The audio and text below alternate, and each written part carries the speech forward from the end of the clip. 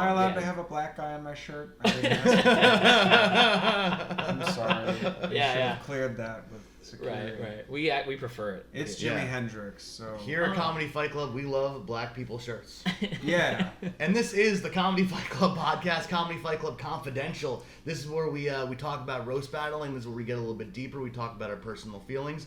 With me, as always, is my co-host, the Goofball of Comedy Fight Club, Pat Haggerty. Hello, what's up? I got my Mario Kart shirt. I'm ready to talk some smack. And I'm the main host. I'm one of the hosts. I didn't say main host. I want to overtake.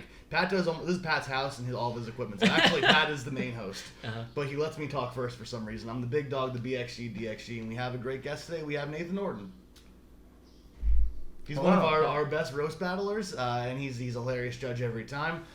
He's a main event roast battler, and we're very happy to have him. How you doing, man? Thank you. That was kind of you to say. I thought I was just here because we're friends. Yeah, mainly that. Thank you for the... And you live nearby, so you know. I live really close to you. It's almost as if you wanted a different guest, but it didn't work out. And I just live real close. Right, yeah. But that's not what happened. No, it's not. They could think that. Right. Yeah, we wanted Shane Gillis, but you live even closer. Yeah. We're hoping for Barack Obama. Yeah. This is, I live off of 44th Street, and this is between 42nd and 43rd. Pat, you want to go ahead and get the rest of the address? Yeah. Sure. We use the same laundromat. Yeah, we do. Yeah, we do. And this, we each have like 4 to choose from, so that's actually quite the coincidence. Yeah, it must be a good laundromat. It is a great laundromat. I think this might objectively be the wrong thing to start out talking about.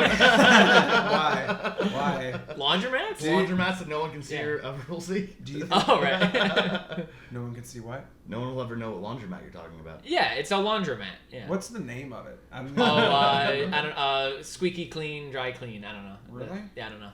That would be. Sounds pretty good. That's a good name. Be a good name for a laundromat. It almost rhymed. Yeah, right. But it's the same word. I rhymed the same word with itself. It had blue awning.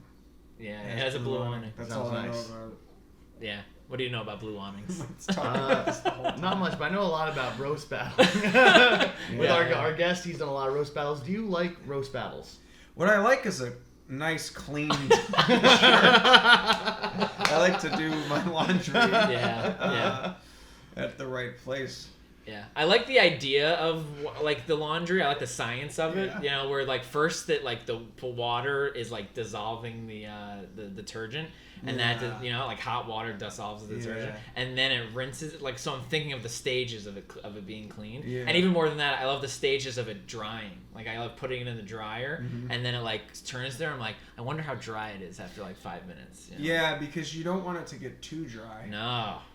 Does it shrink when you dry it beyond dry, or does that just happen during the drying process? I think it's when you heat it too much. Yeah. Is it? It shrinks. Is it when you heat it too much early, or you heat it too long? Too much isn't too much heat or too long. Oh yeah, right. If you do it nice and slowly, then that's okay. Here's what I worry about this conversation, man. The people that don't know don't care about how long it takes to dry the shirt. Yeah. The people that do know are going to be screaming at their TV. Is there a comment section? We could help both parties out. They could talk. Sound off in the comments about the laundromat. Mark hates laundry. All right. I like it just fine. That'll be the name of the episode. Mark hates laundry. Mark hates laundry. We do our laundry in the basement. We have in my apartment. There's a basement. And let's not talk about that. In unit, dude? Yeah, but it's all like quarters. Ugh. All right. Whoa, we got a rich guy. Quarters? Yeah, you have to use quarters. You have to show up with like $7 worth of quarters. So some guy, you have to let someone into your house to take money from. I have no idea what they do with the quarters. That's crazy. I think the old Asian lady that owns the building just collects them and then maybe brings them to the bank. I find it kind of weird to pay to do your own laundry and to begin with. It's like I'm paying to do work. You know? Yeah. It's like paying to cook your dinner. But it honestly isn't that much the laundromat. Like, 'cause like you just sit there and you put it in there and then you just sit and do nothing. Right. And then you just move it at one point. It's not actually that much. Yeah, but you gotta just haul it down. Yeah. Haul it downstairs. That's cool. You got a laundry thing in your apartment. Yeah, it is cool. That's pretty cool. So let's talk about anything else. Okay. All right. Sorry I did that. We'll get back to it. Yeah. No, we'll put a pin in it and we'll return to. Maybe we'll get some call-in guests to talk about how to. This is Comedy Laundry Club. We'll do that. So, Nathan, do you like roast battling? No. No? I don't like roast battling. Oh my god, why not? Well, I don't like being mean to people. And I feel like I got out of it the joke writing workout that I started doing it for. Yeah. But what's more important is that I made some great friendships along the way. Yeah. Yeah. But judging is fun. Yeah, judging is great. Yeah. I love judging. Was I not supposed to say I don't like roast battling? You can say whatever you want. Please say okay. that. Yeah, People judge Fight Club and they're like, I'm angry that I'm here right now. Anyone can say anything about the show seemingly. I think every comic should do like 10 roast battles to learn how to get made fun of. It'll make you more self-aware and write jokes about your own. It'll make you more, I don't have to say that again. Self-aware, that gets the point across. Yeah. Teaches you how to write jokes, gets you thicker skin, and then networking. But yeah, I think there's like a graduation point. Like I didn't want to write about someone's mom dying or something. Yeah. Right. The graduation is first you graduate into doing main event roast battles, and then you graduate into never doing it ever again. Yes. Well, now that you guys let me judge, Yeah. It's fun to be a part of that community because everyone's, except for you two, everyone's really nice and like just. But no, it's funny because it's the meanest jokes but the nicest people. Yeah. But then if you go to like the wokest jokes, it's the meanest people. Yeah. It's funny, right? I can see that a little bit, yeah. Because sometimes the people that are like the woke rooms, I've noticed they get angry fast. Yeah. And if you don't hurt their feelings, especially if they're dad. If you don't hurt their feelings, they're very like nice and loving. And then the second you do, it's over with you and them. Yeah. Whereas like with like Fight Club and things like that, you could say anything about anybody, and then if someone's kind of like, why would you do that? It's sort of like, you know what this is. Like we're all having fun. It actually makes you stronger as friends. Yeah, exactly. Comedy Friendship Club. Yeah. That's why I called that. That's why this show is called that. Yeah. I'm glad I did it. Yes. For the record, any comic watching this, do roast battles, get better. Yeah. At that, and then quit it forever. Right. Yeah, exactly. I do kind of remember you having a bit of a shift where you were like seemed like very comfortable doing mean stuff, and then maybe it was even around we did a show that. There's video of it, but we won't post it anywhere. Called The Roast of Steve Yensel. And Steve Yensel is a known weirdo in New York comedy. I've battled him. I've roast battled him. And we did a roast for him. And then you were on that. And I feel like somewhere around that time you were like, I don't want to be mean anymore. I made it I don't know how it pulled it off. Yeah. Check my Instagram, Nathan Orton.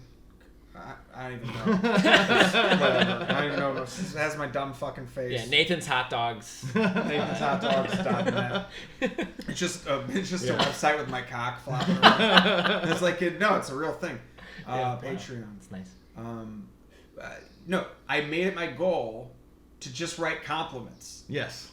And I was like, I'm sick of being mean to people, but I have to be funny, so I have to write funny compliments.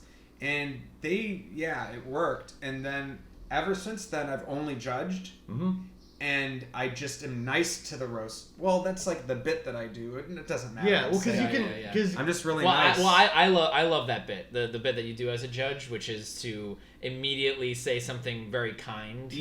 Not just nice. It's kind. Yeah, it's outrageously nice. So one time, a dude's dad died, and I was judging. Yeah. And everyone was like, "Fuck your dad" or whatever, and then I made eye contact with them, and when they gave me, I just said, I was like, "I'm sorry about your father," and he kind of got teary eyed, and I was like, "Oh shit, that was too real." Right. Because he got it hit him.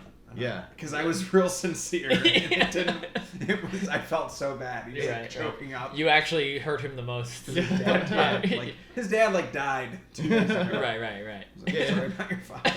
In some ways, being kind as a judge is almost meaner at times. Yeah. Because it's they're like you can't mean this. Oh, especially when it goes bad. It's awkward when something's so bad, but I'm not being sarcastic. I'm like, no, I liked it. You guys tried. Yeah. And everyone's like, no, and I'm like, no, they're great. Yeah. And it falls flat. I'm like, fuck, I'm full of shit. But I don't give up on the bit. It's just fun. Oh no, it's nice. Yeah. It's nice. And I don't know how I thought I was like stealing it from somebody, but I've never seen that. What? Someone do nice stuff? A nice judge. Right. Yeah. I've been to like 15 roast battles. So every time there was a female judge, they just would talk about my appearance, which like calling me like ugly. Yeah. And all this, and I was just like, this is like, first of all, I'm not insecure. I don't care, but it's like you're trying so hard to hurt me. It's weird because there's nothing funny in what they're saying. So I was like, when I finally start judging, when I have a credit that allows me to judge, or if I'm just doing it long enough,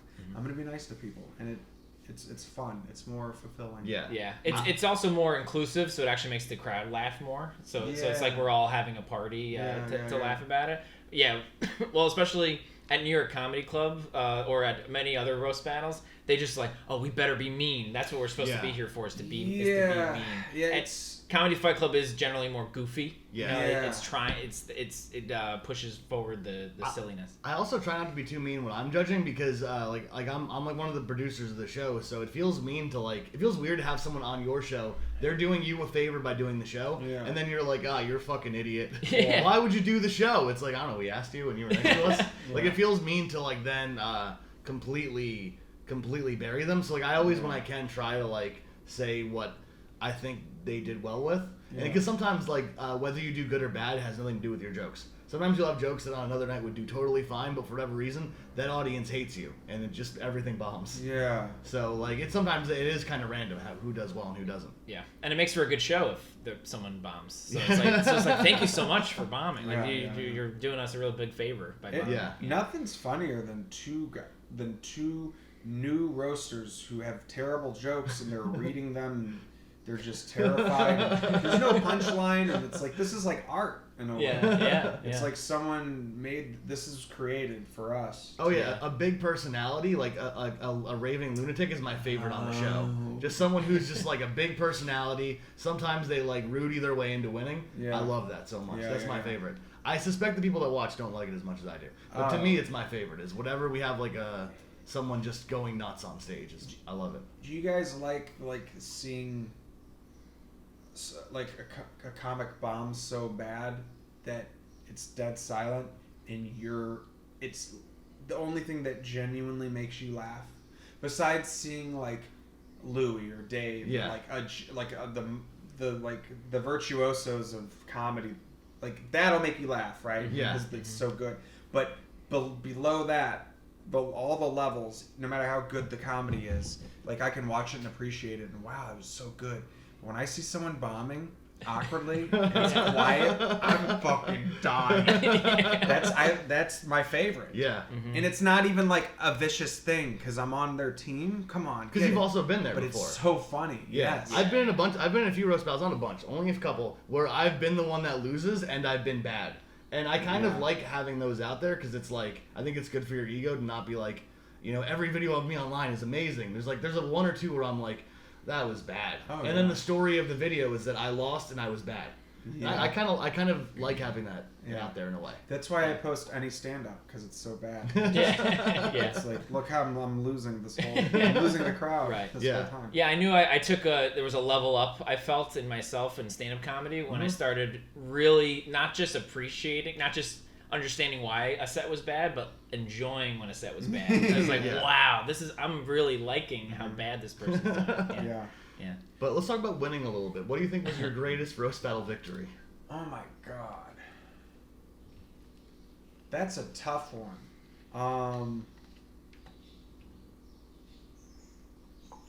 I really wasn't prepared. I don't want to give a bullshit answer.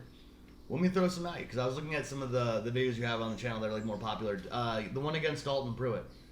I remember you winning that one, and then everyone was you were great. Is that how you remember it? No, so Dalton's one of those geniusly funny people. Yes. But he'll just be off one night because he doesn't go. In the long run, he's doing this creative, cool approach to comedy. He's very funny. But he'll bomb, and I just had him on an off night because he wasn't prepared or something happened. His friend died. I don't know. But like, which I made fun of him for, and it felt bad. Yeah. But that was like the last maybe time I roasted and like did mean stuff. That was like a year plus ago. Yeah. That was, but that one was, I think that was like towards the end of his like Loud Boys run where he was like still like getting like a good amount of attention and stuff. But yeah, he was. I remember that one being, he was like being like very naturally funny, but he clearly wasn't. Everything wasn't as written as tightly as all your stuff was. All of your jokes were like very tight that day, and all of his were like a little bit more like wilder, you know? That was all. I will attribute all of my success in roasting to simply putting in the time to writing quality jokes relative to like, you know? Yeah. But also practicing them out loud enough to where I deliver them well and looking at the audience and not my phone. Memorization. Because I think a lot of people look at their phone, and I'm not knocking anyone, but when it's two people doing 4 jokes or whatever, you didn't memorize these, you both lose. Yeah. You should both lose. Aren't you at least even a little bit excited about these? That you would kind of know them as you go up there? Because when you're doing, when you're like trying a new idea and you kill, you're never reading it. You have a topic and you're riffing, and it murders, or it's blueprinted in your brain and it's a polished bit. There's never like I'm going to read this joke I wrote without having any beats and it's going to work. No, you have to have it. Yeah. Yeah. My defense for people reading it is that there's a certain level of apathy that's kind of supposed to be there in a roast battle against the person. It's like, I don't care about you, so I'm not going to memorize the thing. Yeah. So to some extent, but then the next level of a roast battle is to then make it into a performance, and then if you're doing it without reading it, it's probably has a higher ceiling. Yeah. But that's already a joke in that I didn't even memorize this. You know? Yeah. I like that view you have, and like sometimes when you're trying new stuff and you're like looking at a journal, it's just funny, like you're reading it like a bedtime story and you're talking about like a baby's, like a dead baby or something or whatever, and there's something funny. Right, this is like just my thoughts that I had about this guy being gay and his mom hating him and stuff. The bad version of that is gay's good. It's gay's great. Pride. It's Pride Month. That's Pride Month, man. I actually I'm trying to suck one homeless guy's dick every day. Every day? Yeah, and I'm gonna save all the cum in a jar and see what it looks like at the end of the month. Yeah, wow, that's a science experiment. Out? Yeah, into the jar. Oh, it'll be it'll be mostly cum, but some of my spit. What do you think it's gonna look like? I don't know. I'm hoping it develops into like an actual homeless baby. Yeah. I think the spit will help that. Like the spit is kind of like an egg. Yeah. I think enough spit's an egg. If you actually did that, all of your friends and family would be very sad and disturbed. Really? I think so. Do you think? Okay. Well, not in June, dude. They'll probably just get a promotion at work. Yeah. Even if you were like a known homosexual and you were like, I'm gonna suck off a homeless guy every day, I think everyone would be like, except for those homeless guys. Even them, I think they would. Because I've spent a lot of time with homeless guys. Yeah. They would be concerned at a certain point. Yeah. But there'd be a couple homeless guys who'd be like dressing as a different homeless guy to see if they could get it again. Yeah. And like, man, I'm a different homeless guy. Yeah. Like, and then just the glasses. Like, then you get down there and you're like, nope, you're the same. I never forget the same. And there's the little. Yeah, you suck them off. You're like, you're the same. I better go get a different one. Yeah. Like you have to go find that for that day. Yeah. I used to work at Bryant Park, and then I used to hang out with homeless people all day because I would run the ping pong games, and like it would all be like homeless guys playing with like businessmen, and they all like there was like a hierarchy of homeless guys where there were ones that like you wouldn't know were homeless, and there were ones that were like in charge of the other ones, and then there were some that were so crazy that the other homeless guys were like, I don't like that one. That one's annoying. Wow. Yeah. That's cool to know that they have like a caste system. A hierarchy. Yeah. There's old homeless and new homeless. Yeah.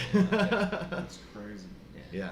Well, it's their own world, man. So you're going to have to really get involved in the community if you want to find one every day. I would only blow like the real crazy ones. Like the ostracized, like, we don't like that one. It's your month, mister. There's someone who likes you, right? Yeah. Right over here. Yeah. That sounds nice. Yeah. That sounds really nice. So you've already done 4. You've already sucked 4 guys. Not 3. I gotta find one. For today. Yeah. I was hoping that I could bring one up here, but I was Can you bring one up here? You were running late. Yeah. There's plenty in Astoria. Yeah. There's not a lot of homeless people in Astoria. No, there's only 30, so you gotta. Yeah. You gotta get all. They gotta get all 30. It'll be fair. How many days are in June? 30. Every month, good. half September, April, June, and November. Every other has 31. What? That's the rhyme? You know the rhyme? No. Every month. That's bugging me. Is it still recording? Yeah. The screensaver was up, guys.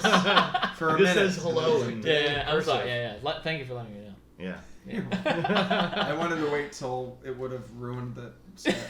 By the way, this is By the way, hello. So we talked about your great victories. Where do homeless people do their laundry? Yeah, homeless people do their laundry.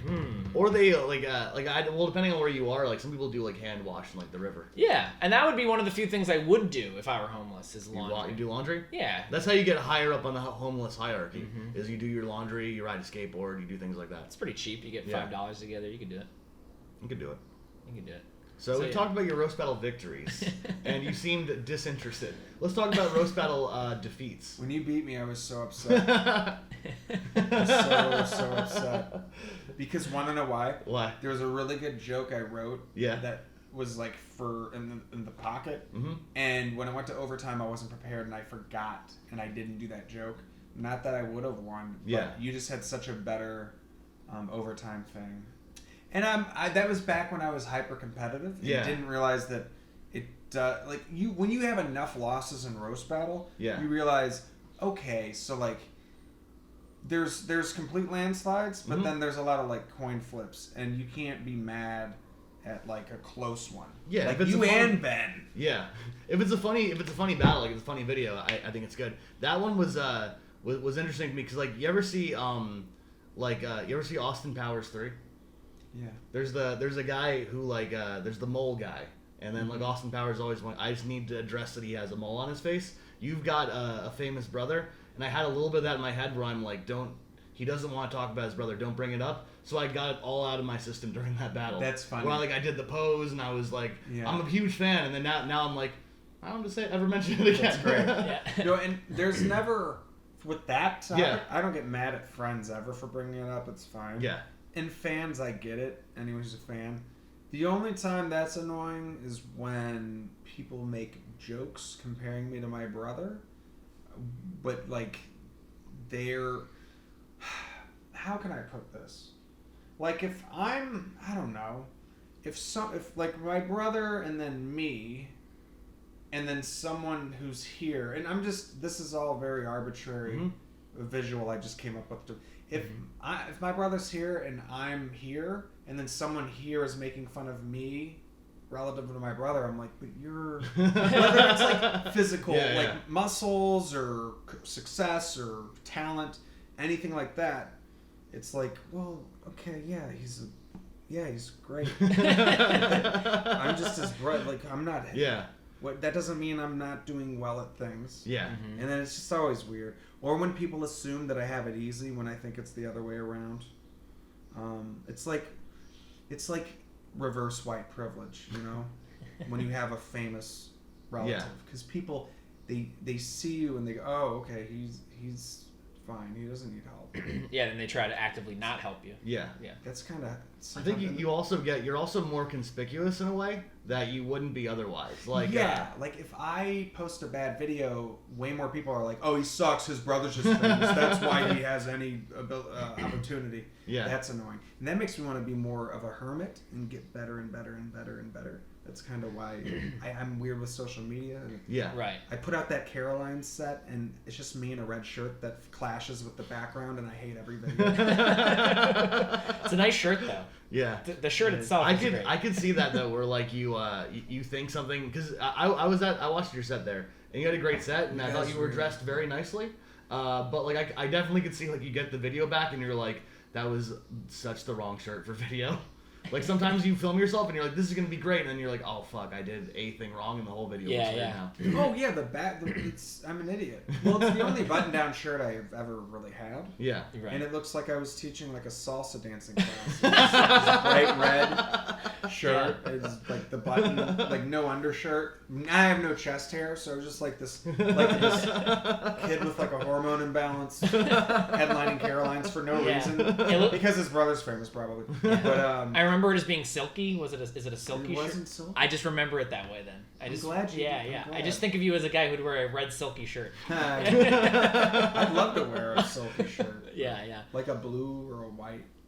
Yeah. Right. Not Like red. Just No. 2/3 of the Yeah. of our flag. Next Caroline's. Yeah, next time they reopen Caroline's, you're gonna Did it's shut down? Shut down, yeah. Oh, wow. It's gone. Yeah, they closed it after your set. Yeah, we fucked up. Yeah. If only he wore a different shirt. That's why. That's probably it. Might be. Yeah, never know. The shirt thing is also a thing that matters to almost no one that's watching it. Anyone that's watching is like probably more focused on the content than you would think they would be. But like Which you're is a shame. Yeah. No, but you still want to nail like the clothes and all that stuff, you know? That was a learning experience though, because like I posted on TikTok the whole set in a row, just cut up at punchlines. No one's watching it like that, so you're getting like the middle of a bit with like a laugh, but without context. It's like, what the fuck is this? So it's just all I did was burn material in the worst way possible. It was just the dumbest thing, but it did lead to the love of my life. Ooh. Wow. She saw one of those videos and she's like, I want to suck that guy's dick. Yeah. But not all the way, just until we start fucking, just foreplay. I'll never finish a blowjob. That's what she said. Yeah. She. You said that out loud? Damn. Wow, really? That's what she said when she saw me. Yeah, you guys You are said both that out loud to her phone when she was watching the TikToks? And then she kept it all. It's all. Oh true. yeah. So you guys are both into blowing homeless guys. Yes. That's. What was your guys' first in-person meeting? Our first in-person meeting was at Comedy Fight Club. Oh. On May 22nd, 2022. Wow. Yeah. Comedy Fight Club brought people together. It did. Incidentally. Or Comedy Fight Club wasn't so bad that night that she was like, I'm never going to talk to this guy again. Good thing I was judging and being nice. That's why. She's like, he's so nice. He's nice to everyone. Pat was also, that was me and Pat hosting, right? Was it the one that we were hosting? Yeah. Wow. So we created a love connection. Yeah. Good thing Matt Maron wasn't there to ruin everything. Yeah. Mm-hmm. He hosts almost every week. Does everyone else fall in love? Doesn't seem like it. Yeah. Not so far. But not like when us. Yeah. One guy vomited on the floor. Yeah. They were so angry at the way Matt was hosting. What? Yeah. Were you there? There was one night where a guy at Bowery Electric vomited during. It was like during like a really bad like battle too. Oh. The battle was going bad. Both people were bombing, and a guy just vomits on the ground. That's yeah. Did he win the battle? Yeah, of course. He won the next one too, because the next one was bad too. Right. He did actually win we were chanting vomit guy, and then there was a really bad battle that wasn't any good. So all the judges voted for vomit guy. So he won a battle. Yeah. That's great. He has a 1-0 record. Yeah. That's what should have happened. Bowery Electric is it's one of the venues we were at a lot, and Bowery Electric is like that, where sometimes just a psychotically drunk guy shows up. Yeah. And is just tries to make it all about them by vomiting or getting Matt to fight them, one of the two. Right. Yeah. He was being really drunk and obnoxious and disrupting the show and stuff. And, Matt should wear sleeves, or people just want to fight him. Who's the best roaster right now? Is there one? Ben Miller's the Comedy Fight Club champion. Yeah. I think. Yeah. To me, I think the top ones right now are Ben Miller. He's a Comedy Fight Club champion. When he does do a battle, he writes like 100 jokes and then whittles it down to like the top like 12. Yeah. So he's pretty unstoppable. John and Joda is really good. He's the number one contender. He's very mean to all the judges, which I like. Oh, that's great. Ilya Laxon, I think, is pretty tough. Mm-hmm. Yeah, he's great. He's never quite won the championship, but he's like he's the type of guy where like we'll have someone as like a new main eventer and he'll just crush them. He'll just go in. Someone will be like, we'll have them like as a main event a few times, and they go against Ilya, and Ilya is just like dominates them. I know all these people. Yeah, they're all good. Who else did you say? Oh yeah, I just thought of this, but when you played what was it? You played the Ukraine. Oh, that was fun. And that worked. That was so good. I didn't know what Matt was gonna do. That was wonderful. At Project Comedy Man. At Project Comedy Man. That was fun. Yeah. The character spin-off of Comedy Fight Club. That night, all-time great hang. That one was a really fun hang. Really Everyone was throwing. Yeah, we got banned. Cans We got banned from a venue. We got banned from like the most psychotic venue in Jersey. That was a lot. Wawa Social Club is a psychotic venue with almost no rules, and then we broke all of them that night and got banned from the venue. It was a pretty good time. Yeah. Right. So going back, Ilya Laxon made me think of that. Who else you say is Romy Rosner? She was like the Philly champion. Yeah, Romy, but like Divya Gunasekaran. Oh yeah, she still does it a lot. Yeah. I like base it off the people who are still frequently doing roast battles. Yeah. Because there's a handful, like you're one of them, which is like you've basically retired. Like so you don't if really you wanted to do get back in the game, you could compete. Yeah. Oh yeah, all those people you mentioned I could beat. But, Menno Fernandez, I think, if he is motivated, is like one of the best. I beat Menno. Let Menno beat I remember that one. And Mino beat what? Let Menno beat you. I beat him, and then I beat him at New York Comedy Club, and then when we did the battle again, we did the same jokes, and he beat me at Comedy Fight Club. Yeah. That was in the tournament last year. Yeah, and I think that was where I was like, I no longer want to do these. And I was reading mean jokes after I was done doing the mean thing. Yeah. And something happened with one of the judges. I think I told Menno beat me. Yeah. But I think I also was like, Menno, you won. Like I kept saying, you won. It was just like I was doing a whole bit like I don't care, like an apathy bit. Mm-hmm. But I still probably memorized the jokes. Yeah, you had a blank piece of paper in front of you. Like, oh yeah, I'm just Mexican. reading. Yeah, no, it was fun. Menno's great. Yeah. Who do you think would be the best out of people that outside of people we've named? Outside of people you've named. Yeah. I like people who don't really do roast battle. So like who do a bit. Yeah. Which is both of you. Yeah. But you could go to the dark side and just become a psychotic person like me and Pat and just do bits and schemes instead of roasting. Yeah. That's what makes it easy for me to keep doing roast battles, is that I don't feel like I'm actually doing them. Yeah. As I'm in the process of doing them. And in fact, you're main eventing tonight. Yeah, I'm main eventing. The show that'll be going on this week is main event is Pat versus Stan Tallowese. How you feeling about it? Good. Yeah, it's going to be a very Stan. Stan. Stan. I like Black guy. Black Stan. Yep. He's also known as Black Stan. He's done a few. Is he really? Yeah. Well, I just know Stan. Yes. I didn't know his last name. I want to make sure it's him. Yeah. Yeah, he's done a few main events. He did Stephen Bowles, I think. Yeah. I think he might have won that one. I can't remember. He's the guy that went against Ilya Laxon, and Ilya like really dominated. And like all the other black people were there, like the Lawrence and all them, and they were like they were like losing their mind because they want all the black people to beat all white people. Yeah. But then they also like if you're a black guy that's like losing, they turn against you immediately. Yeah. So they were like, "No, Stan, how could you do that?" Like they're really like getting involved in like the. Yeah, they're fun. Those guys are great. Yeah. I love those guys. Yeah. I love them. I love them mostly because they're black. Let's get that on video. Yeah. No, those guys are fucking cool. They're Lawrence, Miles, all those guys. Yeah. Those are good guys. Miles in the toes. Are they still? doing? Are they still roasting? Yeah, Miles was just in the tournament. Yeah, he got like third place in the spring tournament, I think. And Lawrence is doing the middle spot for a little bit, but he stepped away. And I think Warren, what's his name? Warren Simpson. Yeah. Warren Simpson's gonna be doing the middle spot cool. recently. Warren's cool. He's really good. He's had his first one was like really good, strong too. So I'm excited to have him as part of the team. What's the middle spot? The middle, so that like there's like a spot in between like the main event and the undercard where someone comes up and like reviews the battles. Oh. Yeah. It's like the hardest spot in the show, I think. Yeah, it where is. like because you have to say things the judges haven't said, and also everyone's sort of ready for a break. So everyone, it's a little bit tough to get through. That's why we've had like a bunch of people kind of like cycle through the middle spot. Yeah. Whereas me and Pat are pretty like solidly like beginning and end. Yeah, beginning and end is kind of so you're warming up the crowd, and I can just say whatever I want. Yeah, it's very fun.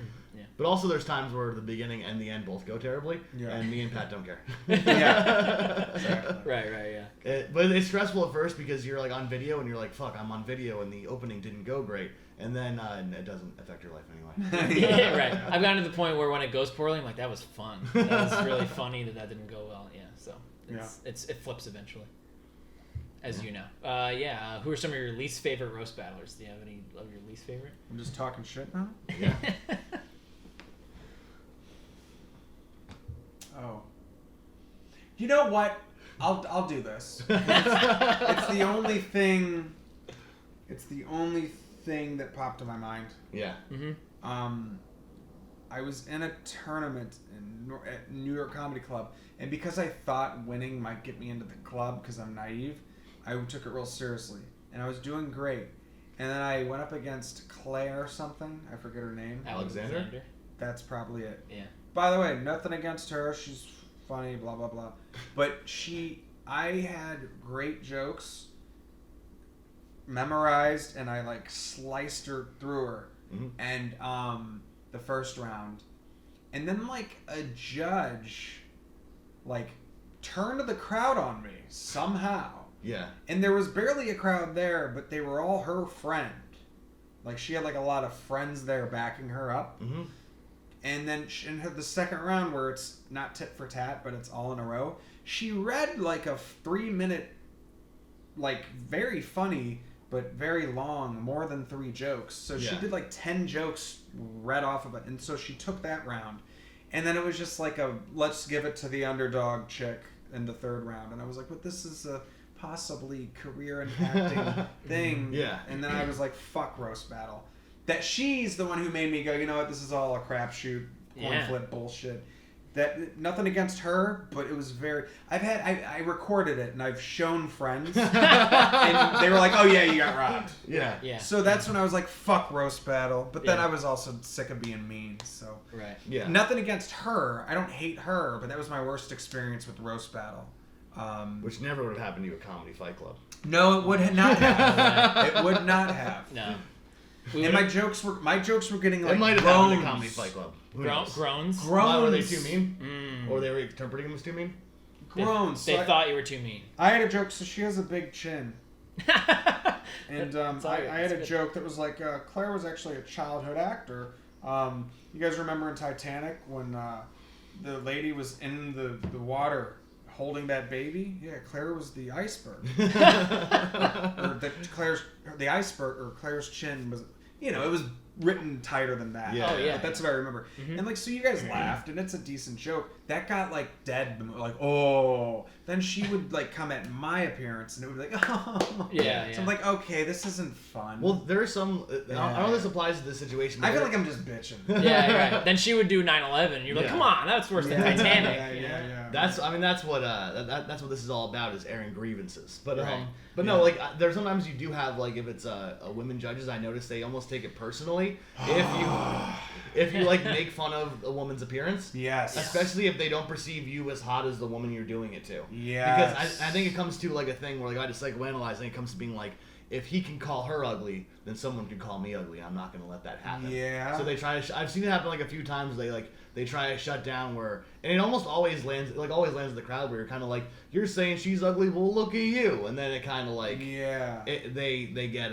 that can kind of bury a person, which I think is like sort of it's definitely like unfair. I almost like tell people if they're going against women sometimes to like do things that, if there are like women judges, that they can't take personally. Yeah. Like when Ilya went against Gina Hyena, he didn't run into that because he just kept saying that she had plastic surgery, which other women are not going to then be like, well, hey, come on, the plastic surgery looks great. They can like separate it from themselves if they're like, I haven't had plastic surgery, so he's not talking about me. That's a really They can't good take point. it personal, so you have to like almost plan around it. I like how you just broke down all women everywhere.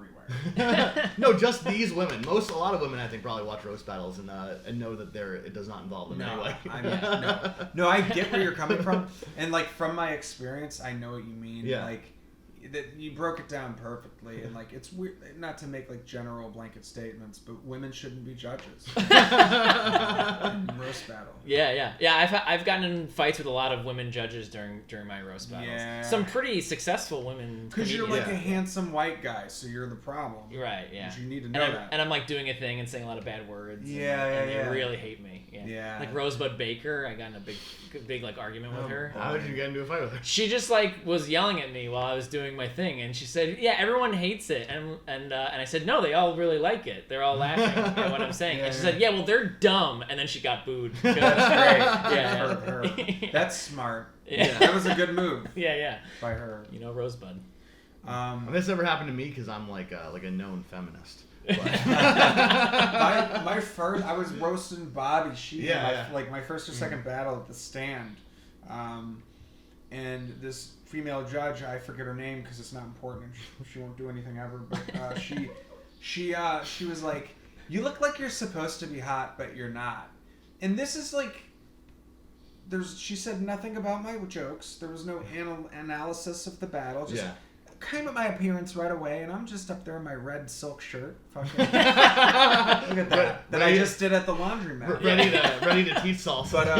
But covered in homeless guy cum. Yeah. Exactly. Yellow. That's acting class. So I loved it.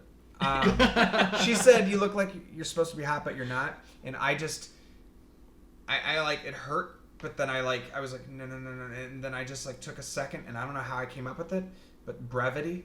I just leaned forward to the mic and I go, likewise. And it destroyed it. It felt so good because when she said that to me, okay, I'm a dude, whatever. Okay, I'm not when I said that to her, just the one word to throw the same thing back at her and everyone laughed hard. Mm-hmm. She probably died a little inside. Because, I don't think I'm not as hot as I think I am. Right. And I bet she'd probably kill herself. Yeah, wow. That we hope so. Honestly. Yeah. But no, I remember that was You were there? Yeah, I was there. Yeah. It was so fun. It felt so good. Yeah. Yeah. But that might be the duality that you have, which is that you want to be nice, but you've got the meanness inside of you. I am a psychopath. Like I just speaking of homeless guys, and I got not into trouble, but like my soulmate told me, she's like, you shouldn't harbor so much anger, because I was telling her about this. I was on the subway, and a guy came on, like a crackhead guy, and he sat right next down to this little like Hispanic boy, and he goes, move. And the Hispanic boy gets up and moves, and then the Hispanic boy's family is like over there, and the mom looks scared. She's like, hey, oh.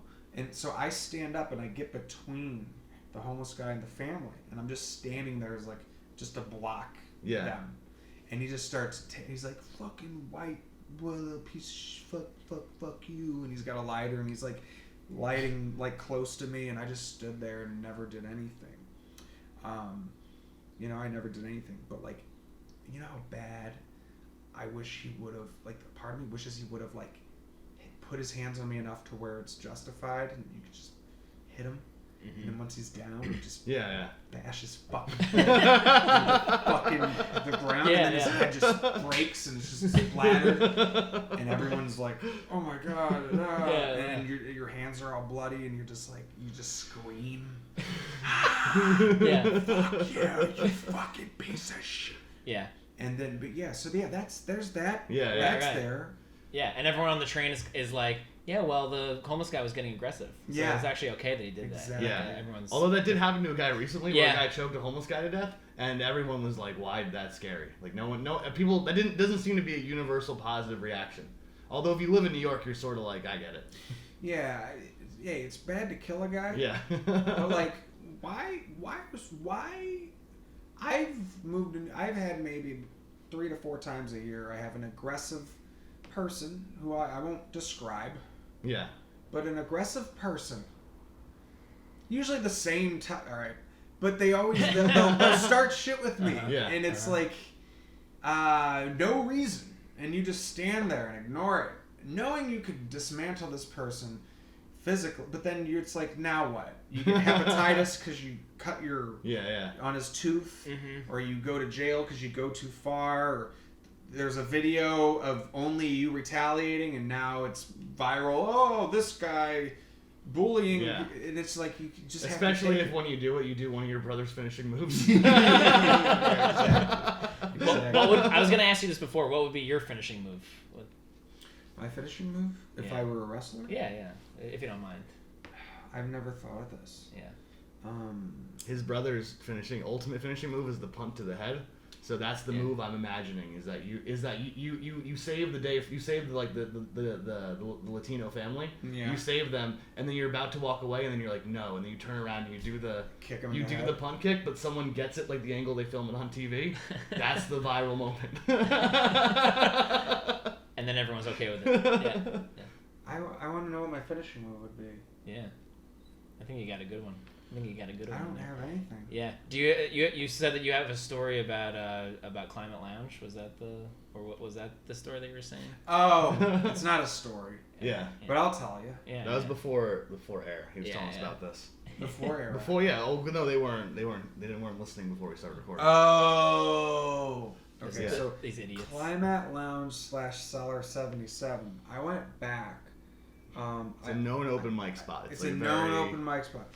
But this guy has he's shut it down and stuff. Anyways, Tim McHale, before I did I roasted St. Patrick's Day for the Luis Gomez thing. Okay, cool. I was with Matt Marin, and I needed to run these jokes. They gave me a day to do them because I was a fill-in, obviously. But they knew I'd put the work in and write the jokes, so I did. Oh, I watched that. I was there live. And he did do the work, and it was good. Oh, yeah. No. It crushed. And I think we tied, but they gave it to me anyways. And Mark Norman called me Jesse Eisenhack, which is just a lazy non-joke. But I kind of like because you got the curly hair. But it doesn't rhyme.